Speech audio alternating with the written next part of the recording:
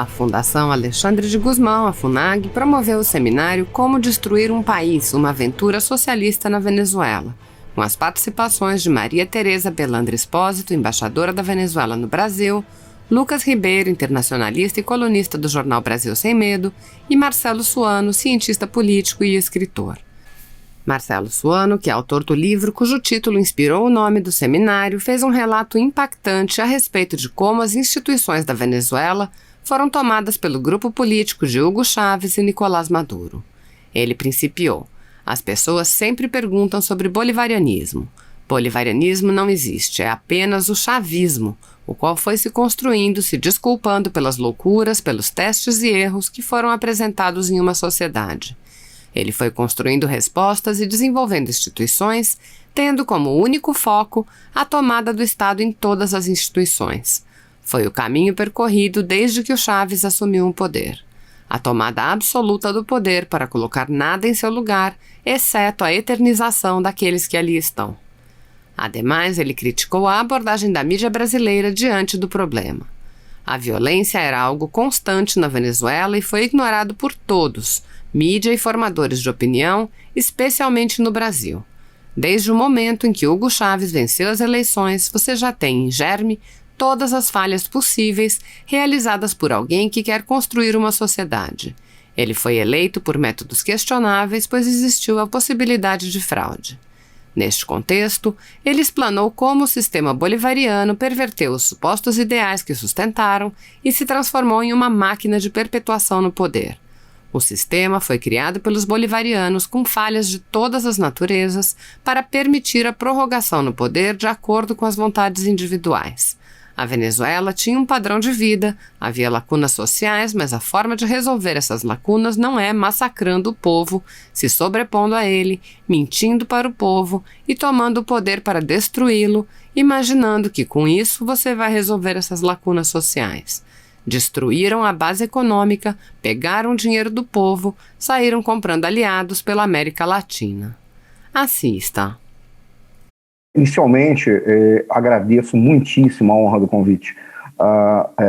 Para mim, não é apenas o fato de eu participar dessa atividade, participar desse seminário, mas o tipo de honra que me foi atribuído é muito maior do que se pode imaginar, porque pegou um livro que eu escrevi e intitulou o próprio seminário, um seminário que eu estou ao lado de pessoas extremamente qualificadas, além da presença de Sua Excelência, a embaixadora Maria Tereza Belandre, além de um quadro altamente qualificado do Itamaraty que está acompanhando, além da sua equipe e o senhor ministro. Por isso eu agradeço esse convite, me sinto extremamente honrado e cumprimento ao senhor, cumprimento a embaixadora querida, embaixadora amiga, embaixadora Maria Tereza Belandre, que não é amiga especificamente minha, ela é amiga do Brasil, isso deve ficar muito claro, ela é amiga do nosso povo.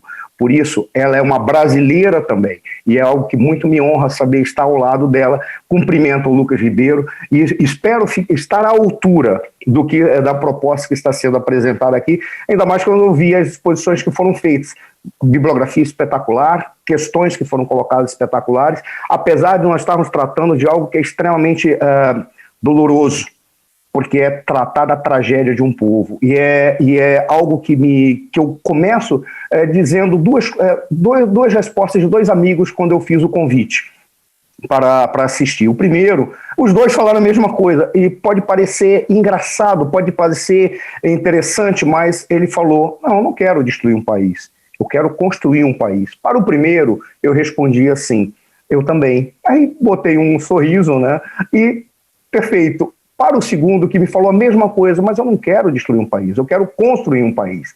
Aí eu me lembrei de uma oportunidade única que eu tive, foi de participar de uma exposição da equipe da embaixadora, quando falou de um plano de reconstrução da Venezuela. Quando eu me lembrei disso, eu falei para ele: então eu te convido para que você tenha uma oportunidade de ouvir da nossa querida embaixadora e de sua equipe, um conjunto de consulesas e cônsules, porque é assim que eu os considero, porque são os legítimos representantes diplomáticos da Venezuela no Brasil, reconhecidos como tal pelo atual governo brasileiro, de forma que são os legítimos, e por isso eu gostaria que você ouvisse, porque aquele plano é um plano de reconstruir um país que sofreu, viu na sua pele todo um processo de destruição de uma sociedade, de um povo, de um sistema político, das instituições, de uma economia, ou seja, é um modelo de como colocar uma sociedade diante de um abismo e fazer a pior das ações. Colocou diante de um abismo e teve a ousadia de empurrar esse povo, porque o povo foi jogado no abismo. E hoje a imagem que mais se apresenta diante de mim é que eu vejo pessoas em queda e ainda assim tentando arranjar formas de sobreviver a essa queda para reconstruir tudo aquilo que foi destruído. Nesse sentido, o que eu pretendo apresentar aqui como uma forma de contribuir, tanto com o seminário, como contribuir, mesmo que seja um trabalho pequeno, mas contribuir de alguma forma para o esclarecimento da nossa sociedade, que é uma sociedade que, apesar de ter algumas personalidades, como Lucas Ribeiro, eu vou citar ele para não cometer o deslize de esquecer outras pessoas, ele está aqui, o Lucas Ribeiro, que escrevem sobre isso, é uma sociedade que ignora o que está acontecendo lá. É uma sociedade que, infelizmente, por parte expressiva dos formadores de opinião, não tem a oportunidade de receber o conteúdo concreto do que ocorre lá para ter posicionamentos, que se não for posicionamentos políticos e ideológicos, sejam pelo menos posicionamentos de cidadania e posicionamento de humanidade, para dizer, nós temos que adotar um procedimento que seja de apoiar e ajudar a resgatar aquele povo, porque é um povo irmão. E aí, além disso, além de ser um povo irmão, está mostrando algo que poderia ter acontecido conosco. Por que eu estou falando isso? E agora eu vou tratar das questões que eu apresentei no livro, e eu começo tratando, dizendo como eu dividi o livro e falando alguns códigos que estão na capa do livro. Por que poderia ter acontecido conosco? Primeiro, se vocês olharem, essa capa não é a primeira capa. A primeira capa tinha como modelo uma personalidade que era um espírito com uma mão em cima da cabeça do Maduro e atrás do Maduro uma fila de líderes latino-americanos. Por que o Maduro? Curiosamente, por trás do Maduro havia algumas bandeiras, dentre elas a bandeira de Cuba. Tá? Ou seja, essa era uma primeira capa. E falaram, nossa, que interessante. Por que você escolheu essa segunda? Porque o livro, ele não é este livro. Tem outra parte que está em confecção, e tem uma outra que está em projeto. O que eu queria quando fiz a apresentação disso aqui? Primeiro, tratar da questão da democracia. A deturpação da democracia foi o primeiro ponto que trouxe não só a tragédia da Venezuela, como está levando a tragédia do nosso país e a tragédia de vários outros países. Democracia não é a escolha, como diriam algumas lideranças inglesas. A democracia não é um método pelo qual você escolhe o melhor governante. É um método pelo qual você impede que o pior se eternize no poder.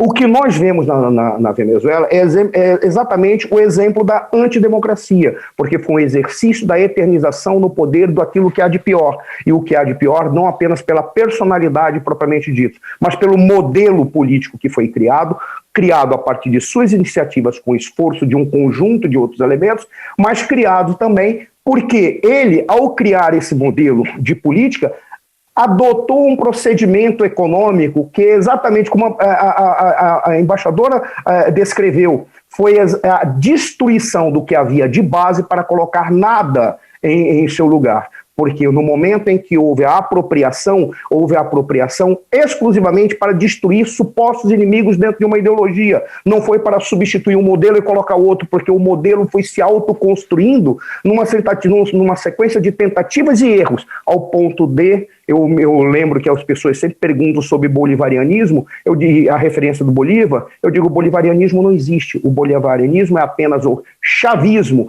que foi se construindo, se desculpando pelas loucuras ou pelos testes e erros que foram apresentados numa sociedade. E ali ele foi construindo respostas e desenvolvendo instituições, tendo um único foco, a tomada do Estado em todas as suas instituições, porque esse foi o modelo que ele adotou. E esse foi o procedimento percorrido desde que o Chávez assumiu o poder. Por qual razão tive tanta preocupação em apresentar dessa maneira? Porque quando se fala em como destruir o país e um período que eu escrevo nesse livro, o que eu estou falando ali é que aquilo que foi produzido do início já tinha em germe a própria destruição. porque a consequência lógica era a produção de uma tendência de tomada absoluta do poder para colocar nada no seu lugar, exceto a eternização daqueles que ali estão. Aí, vamos voltar aqui para pensar na estrutura do livro, por qual razão assim eu escrevi. A primeira parte, quando eu falo de democracia e constituinte, é porque ficou muito claro que a constituinte que foi criada em 2017, ao contrário do que as pessoas falam, o povo venezuelano queria uma outra constituinte. A oposição queria uma constituinte. Até esse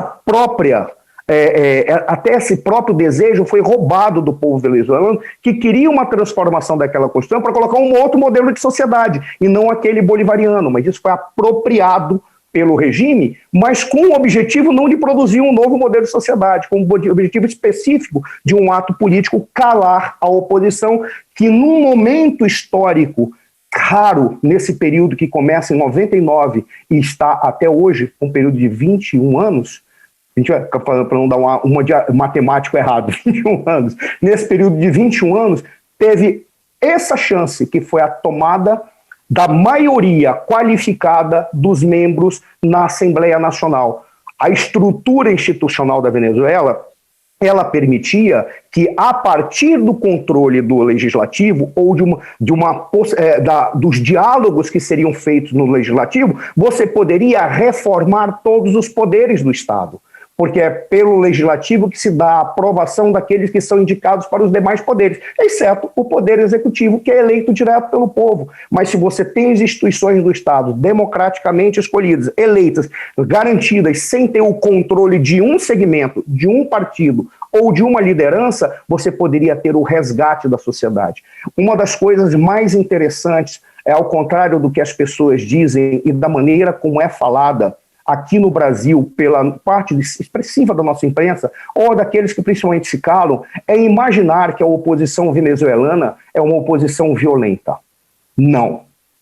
Poucas oposições na América Latina são tão cordatas e tanto acreditam nos processos institucionais, mesmo que não concordem com aquelas instituições, mas que acreditam nas leis, eu até diria, são uma espécie de o discurso do Platão nas leis. Não interessa se a lei está errada, a lei em si, ela é certa porque ela representa uma ordem e um convívio entre as pessoas. Então, mudemos as leis e mudemos as pessoas que fazem as leis. A oposição venezuelana sempre acreditou no processo institucional, ao contrário de tudo que pode ser dito. E por que eu falo dessa maneira? Porque uma das acusações que foi feita pelo regime constantemente foi de que a oposição não permitiu que o regime construísse uma sociedade adequada, porque a oposição fez uma guerra contra ele, uma guerra econômica, uma guerra política, uma guerra de inteligência.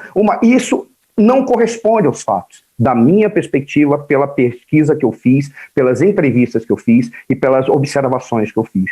Voltando, se a primeiro momento do meu livro eu tentei falar de questões conceituais sobre democracia e constituinte, porque eu estava olhando aquela constituinte, que era desejo da sociedade venezuelana, mas foi roubado, e quando a sociedade venezuelana foi se manifestar para dizer que não queria aquela constituinte do Maduro, ele simplesmente passou por cima e usou de todos os recursos de violência para não permitir nem o referendo. E aí implantou uma constituinte que teve o boicote da oposição, razão pela qual ficou com 98,99% dos membros dos deputados constituintes, razão pela qual, primeiro passo da constituinte, assumir o poder da Assembleia Nacional. E nós tivemos dois poderes paralelos, um apoiado pelo Executivo e os demais poderes do Estado tomados pelo Executivo para massacrar os opositores. A razão, voltando, eu começo por ali para deixar claro, a Constituinte foi um ato de violência e um roubo da própria ideia de Constituinte que a sociedade queria, para mudar aquele modelo de sociedade que havia sido implantado, imposto por Sua Excelência, Hugo Chávez. Eu prefiro falar dessa maneira, porque, infelizmente, ele ocupou esse cargo presidencial e faz parte da liturgia. Mas foi ocupado pelo Hugo Chávez, e pegou e destruiu, e foi um processo de destruição. A segunda parte do livro, que é uma crônica da violência, tem por objetivo mostrar para todos que a violência era algo constante na Venezuela e foi ignorado por toda a mídia e os formadores de opinião, especialmente no Brasil. desde o momento em que o Hugo Chávez venceu as eleições em 2012, e ele já estava doente, mas ele fica convalescente o câncer avança e fica diante de todos a possibilidade dele perder o poder, dele falecer. Desde aquele momento até o momento em que o Maduro assume, ali você já tem em germe todas as falhas possíveis que podem ser realizadas por alguém que quer construir uma sociedade. Naquele momento, o Hugo Chávez é eleito. Você não sabe, e detalhe, por medidas e métodos que são questionáveis que foram vistos a possibilidade de fraude, tanto que desistiu-se de reivindicar a fraude, ou seja, mostrar que havia fraude, denunciar a fraude naquele momento, apesar das discussões estarem feitas nesse sentido, porque com o adoecimento do Chávez e o fato dele ter ido para Cuba, a sociedade ficou diante de uma perspectiva em que os núcleos mais radicais estavam utilizando a doença dele para fazer de conta que ele era uma vítima, ao invés de ser o algoz de um processo histórico. Naquele momento em que ele falece, qual foi o problema que tem? O Nicolás Maduro tinha diante de si já o questionamento não apenas do processo eleitoral e se ele ia ou não ser eleito, porque até a posse presidencial do Chávez é questionável porque não seguiu os parâmetros constitucionais. Ele não poderia ter tomado posse no local em que ele tomou, sendo dada a posse pelas autoridades judiciárias que foram dadas. Ele não poderia ter recebido, então o Nicolás Maduro não poderia nem mesmo ter sido assumir o cargo como presidente interino. Detalhe, o Nicolás Maduro assumiu o cargo como presidente interino por indicação e escolha pessoal do Chávez, porque o vice-presidente não é eleito, ele é escolhido pelo presidente a seu bel prazer, o que já mostra que é uma estrutura, um sistema que foi criado pelos bolivarianos com falhas de todas as naturezas para permitir que a prorrogação no poder se dê de acordo com as vontades individuais. Aí o que faz o Maduro? E ele era questionado por uma das personalidades, que são uma das personalidades mais assustadoras do regime, e eu peço desculpas se porventura não for compartilhado pela embaixadora Belândria, que ela deve ter visto de perto isso, mas que é o Diosdado Cabello. Ele é uma das figuras mais assustadoras, porque sobre ele há acusações de todas as naturezas. Ou seja, sobre ele é acusado não apenas de participar de todas as formas de crime, como o fato dele ser um militar que esteve ao lado de Chávez no início do processo de tomada do poder, ele nunca aceitou que não fosse ele o herdeiro do Chávez. E o Maduro era questionado. Ali houve uma guerra interna, e essa guerra interna acabou trazendo para o povo venezuelano, da minha perspectiva, a pior das soluções. Para não sacrificar o regime, permita-se que haja a manutenção no poder desta personalidade que não tem capacidade nenhuma. Este foi um elemento que ficou claro dentro do processo. O Chávez não escolhe Nicolás Maduro por ele ser o seu herdeiro político. Escolhe o Nicolás Maduro porque não poderia permitir que uma sombra aparecesse. Escolhe o pior dentre aqueles que poderiam lhe dar sequência, como toda liderança política baseada num modelo carismático, que era o modelo do Hugo Chávez. Aí o que eu faço? Nessas 100 páginas, eu tento mostrar mês a mês todos os passos que foram dados para desembocar numa constituinte, porque a oposição conseguiu, em 2015, ganhar as eleições no Legislativo, e aí sonhou que poderia mudar. Tenta, em 2016, fazer o recall. E mesmo assim foi impedida de todas as formas. O mais curioso é que eu vi alguns jornalistas no Brasil dizendo, não, mas simplesmente não conseguiu, porque esgotou o tempo. Mas só tem um detalhe, o Conselho Nacional Eleitoral, que é o órgão que define todos os procedimentos eleitorais na Venezuela, é todo ele tomado por membros do PSUV. Além disso, eles simplesmente faziam ou não o reconhecimento das assinaturas e do processo de acordo com as necessidades, pensando nos prazos, para que os prazos fossem vencidos, e assim a oposição não conseguisse garantir o referendo para o recall.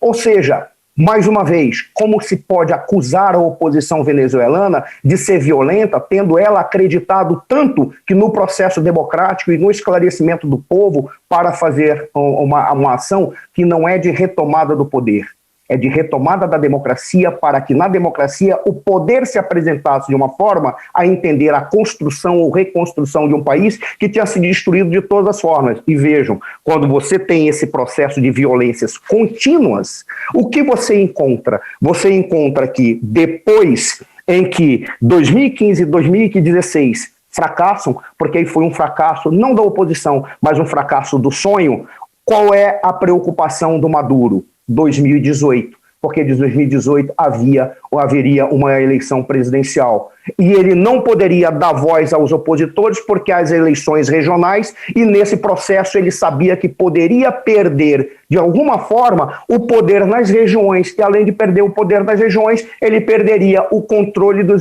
dos poderes do Estado. O mais assustador de tudo isso, quando você observa, é que quando teve a eleição que colocou a oposição no controle da Assembleia Nacional, são esses detalhezinhos que não são ditos. A eleição é em dezembro, a posse é em janeiro. A primeira coisa que o Maduro fez, pegou aqueles deputados que deveriam estar em recesso parlamentar e eram os deputados da legislatura anterior e fez com que eles adotassem dois procedimentos. Primeiro, tomasse as indicações e garantisse as indicações de todos os ministros do seu Supremo Tribunal Federal. Desculpa eu ter usado o termo em português e fazendo uma analogia com aqui, o Supremo Tribunal de Justiça. Tá? Foi apenas uma gasto, um ato falho. Para que todos ficassem, vinculados ao regime.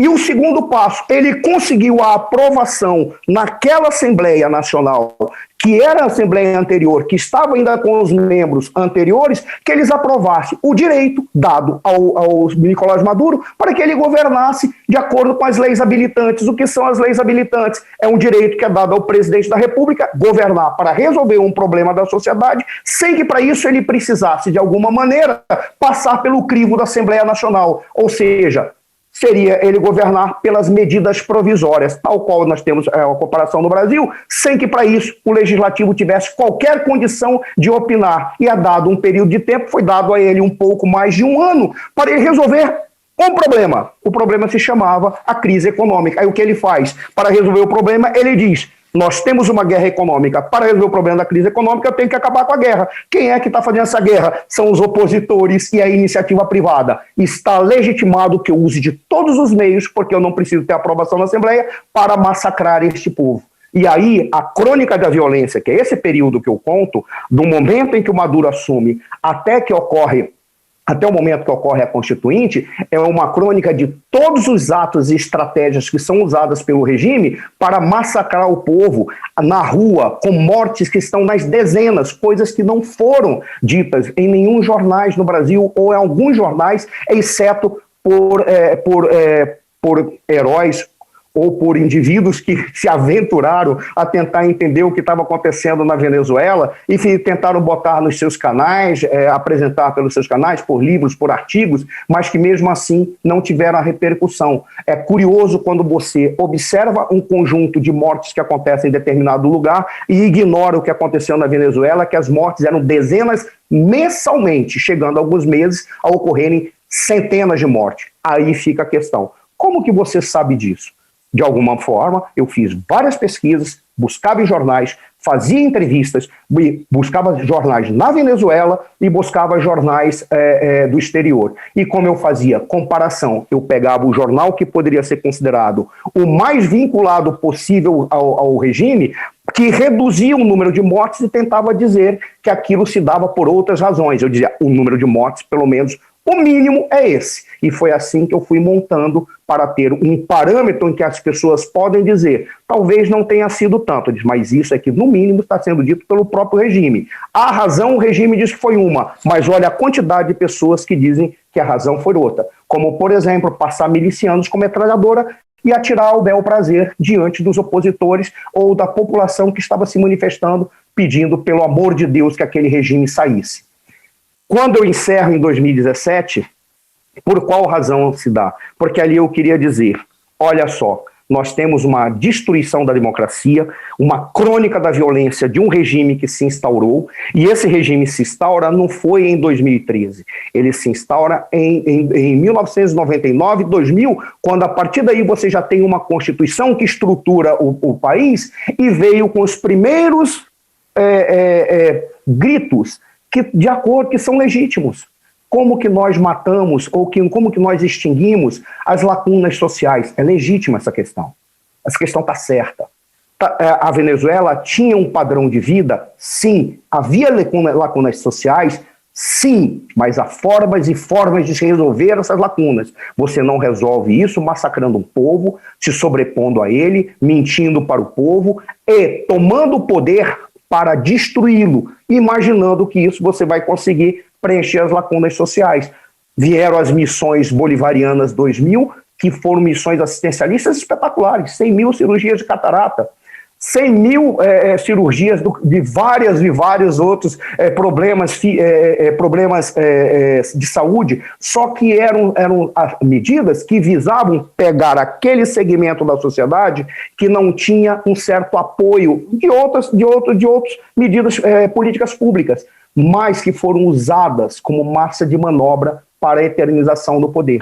Porque ao invés deles darem continuidade e criarem suporte, ao invés disso, destruíram a base econômica e, como a embaixadora falou, pegaram o dinheiro do povo. Eu escrevi vários artigos no CN News tratando disso, como, por exemplo, ele saiu comprando aliados pela América Latina. A crise de Honduras, por exemplo.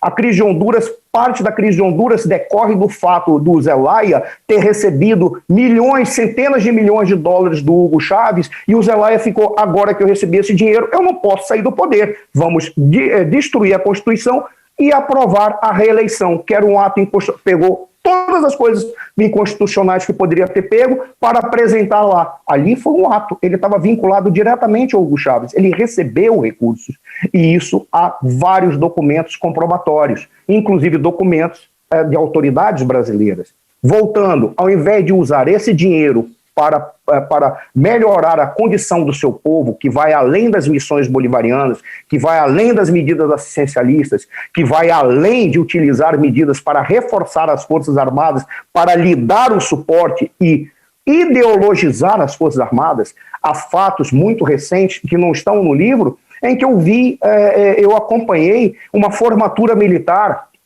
da Academia Militar, e eu peço desculpa, embaixadora, porque a senhora foi professora da Academia Militar, e a senhora me corrija, por favor, tá? Agora, que os gritos e juramentos, enquanto fazia o juramento de formatura, os gritos eram gritos de dedicação de vida e morte ao regime e ao líder.